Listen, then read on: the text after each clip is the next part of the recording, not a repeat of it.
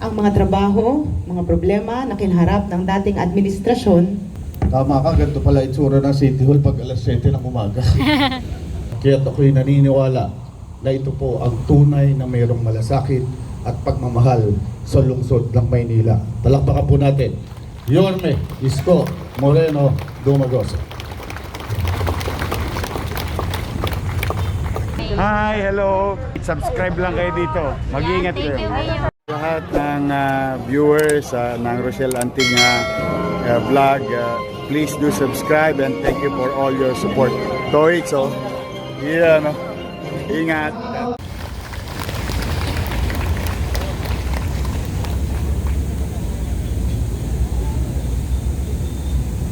Magandang umaga po sa inyo lahat. Kamusta po kayo? Kita ba? Masayang-masaya ako na makasama kayo ngayon sa flag racing natin. Ngunit nakakatuwa dahil parang naaalala ko lang ang kabataan ko. Because 15 years of my life, kagaya ninyo, inoobliga ng aking ama na sumama sa flag racing. Kaya nga tinitingnan ko ang iba sa inyo, naalala ko nandun kayo 15 years ago. Tama ba? 15 years ago. No, before 15 years, but that was probably 30 plus years ago. But nevertheless, bilang vice alcalde ni Yorme, nandito ako para ipaalala sa inyo na ang sabi nga ng aking ama, the highest form of profession is that of public service. And that does not just include the elected officials. That includes all the employees that are here today. You can actually be the hand of God in whatever department or wherever you are or whatever you're doing in the city of Manila. Dahil kayo po ay nandito bilang maging isang lingkod bayan. Ngunit nakikiusap ako bilang vice-alcalde ni Yorme, sana hindi lang po tayo maging isang lingkod bayan, kundi maging isang lingkod bayani. Dahil nakikita niyo po, for 1 week ever since na makapasok po kami ni Yorme dito, ang mga trabaho, mga problema na kinharap ng dating administrasyon, naayos po ng 5 araw.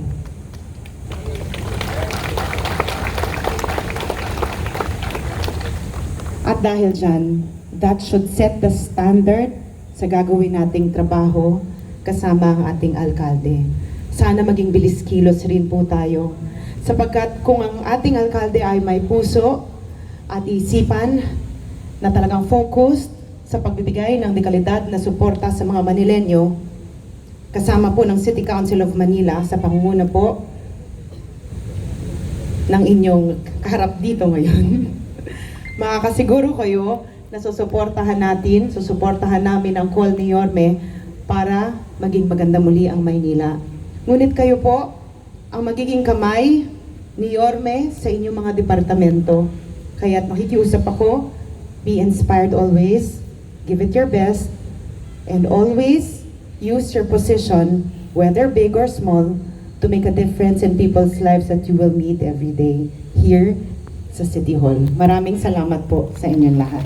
Good morning, and may you all have a great week ahead. Thank you. Maraming salamat po. Muli palakpakan po natin ang ating butihing Vice Mayor Chi Atienza. Sa pagkakataong ito ay ibibigay ko po sa inyo para po sa kanyang mga mensahe at upang ipakilala ang ating punong tagapagsalita, our Secretary to the Mayor, Manuel M. Zarcal.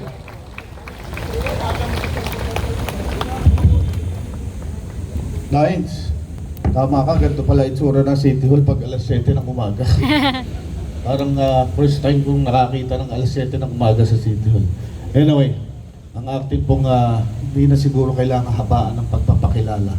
Pero nais ko lang, karamihan sa inyo, lalong-lalo na yung ating, yung kababataan ni Yorme, kilala siya bilang Scott.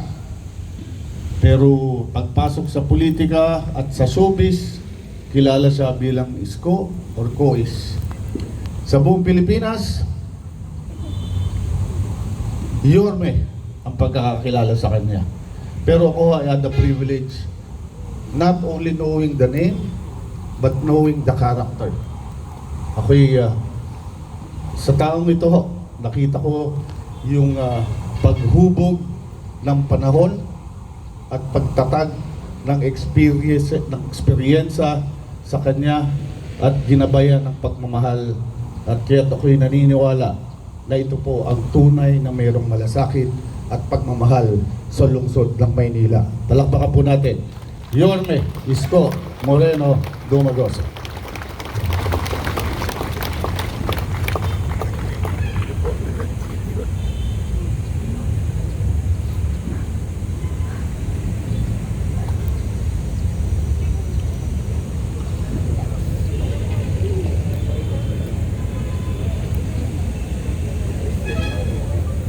Thank you sa inyo, pati sa mga viewers nyo and followers nyo.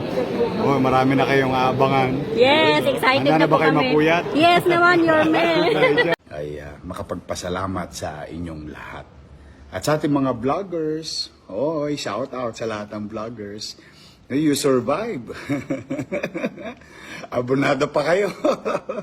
Thank you very much sa inyo, ha. Hi, hello. Subscribe lang kayo dito. Mag-iingat kayo. Lahat ng viewers ng Rochelle Antig vlog, please do subscribe and thank you for all your support. Toix, yeah, no?